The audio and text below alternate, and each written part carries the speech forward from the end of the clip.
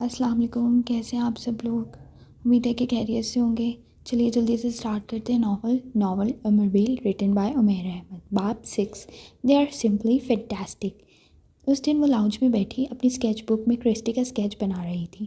بہت دیر تک اس کام میں مصروف رہنے کے بعد وہ اکتا گئی تھی۔ اسکیچ بک صوفے پہ رکھنے کے بعد وہ کچھ دیر کرسٹی کو سہلاتی رہی، پھر اسے ہاتھ میں لے کر کھانے کی کوئی چیز لینے کے لیے کچن میں چلی گئی۔ وہاں اسے 10-15 منٹ لگ گئے۔ جب وہ دوبارہ لاؤنج میں داخل ہوئی تو نہ صرف عمر وہاں موجود تھا، بلکہ وہ صوفے پہ دراز ٹیبل پر اپنی ٹانگیں رکھے ایک ہاتھ میں چائے کا مگ اور دوسرے ہاتھ میں اس کی اسکیچ بک دیکھنے میں مصروف تھا۔ قدموں کی آہٹ پر اس نے سر اٹھایا تھا، علیزہ کو دیکھ کر مسکرایا تھا اور اس کے اسکیچز پر تبصرہ کیا تھا۔ علیزہ کو اس کا اس طرح بغیر اجازت اپنی اسکیچ بک دیکھنا اچھا نہ لگا تھا، مگر وہ خاموش رہی۔ پلانٹس والے واقعے کے بعد آج وہ پہلی بار اس سے بات کر رہا تھا۔ وہ چپ چاپ دوسرے صوفے پر بیٹھ کر ٹی وی دیکھنے لگی تھی۔ علیزہ، پینٹنگز میں دلچسپی ہے؟ اس نے گفتگو کا سلسلہ شروع کیا تھا۔ علیزہ نے ایک نظر اس کے چہرے پر دوڑائی۔ اگر اسکیچز بنا لیتی ہو تو ظاہر سی بات ہے پینٹنگز میں بھی دلچسپی ہوگی۔ وہ دوبارہ ٹی وی کی طرف متوجہ ہو گئی تھی اور وہ غور سے اسی کے چہرے کے تاثرات دیکھنے لگا۔ کون سی کلاس میں پڑھتی ہو؟ اے لیول۔ جواب انتہائی مختصر تھا۔ کہاں تک پڑھنے کا ارادہ ہے؟ پتہ نہیں۔ کیوں؟ وہ جواب میں کچھ نہیں بولی تھی۔ تم فائن آرٹس میں کچھ کرنا؟ کیا؟ کچھ بھی، مگر آرٹ سے متعلق ہو۔ کیوں؟ کیونکہ تم بہت اچھی آرٹسٹ بن سکتی ہو۔ آپ مجھے مشورے دے رہے ہیں؟ خود آرٹسٹ کیوں نہیں بنے؟ ٹکڑا توڑ جواب آیا تھا۔ عمر جہانگیر بے اختیار مسکرایا۔ علیزہ کا چہرہ سپاٹ تھا۔ وہ چند لمحے اسے دیکھتا رہا۔ آرٹسٹ بنتے نہیں ہیں، بنے بنائے ہوتے ہیں۔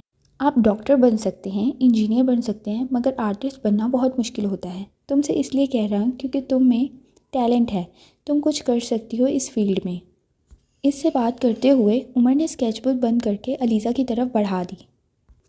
مجھے آرٹس میں کوئی دلچسپی نہیں ہے، چاہے وہ کیسا بھی آرٹ کیوں نہ ہو۔ نہ ہی میں آرٹ میں کچھ کرنا چاہتی ہوں۔ مجھے میتھس میں دلچسپی ہے اور میں وہیں پڑھوں گی۔ اس نے اسکیچ بک پکڑتے ہوئے تو انداز میں عمر سے کہا تھا، ٹھیک ہے تم میتھس ہی پڑھ لینا، لیکن میرا ایک اسکیچ تو بنا ہی سکتی ہو۔ کیوں علیزہ، میرا اسکیچ بناؤ گی؟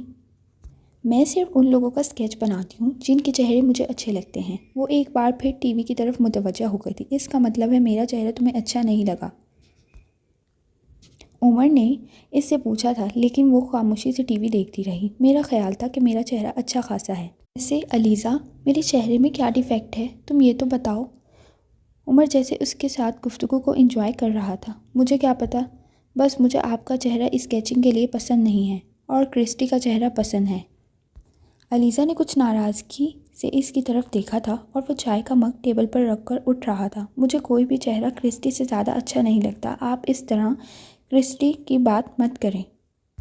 اس نے کچھ گڑبڑا کر اس سے کہا تھا۔ سوری۔ علیزہ نے اس سے معذرت پر کوئی دھیان دیے بغیر دوبارہ اپنی توجہ ٹی وی کی طرف مبذول کر لی تھی اور وہ کچھ دیر وہاں لاؤنج میں کھڑا رہا اور پھر وہاں سے باہر نکل گیا۔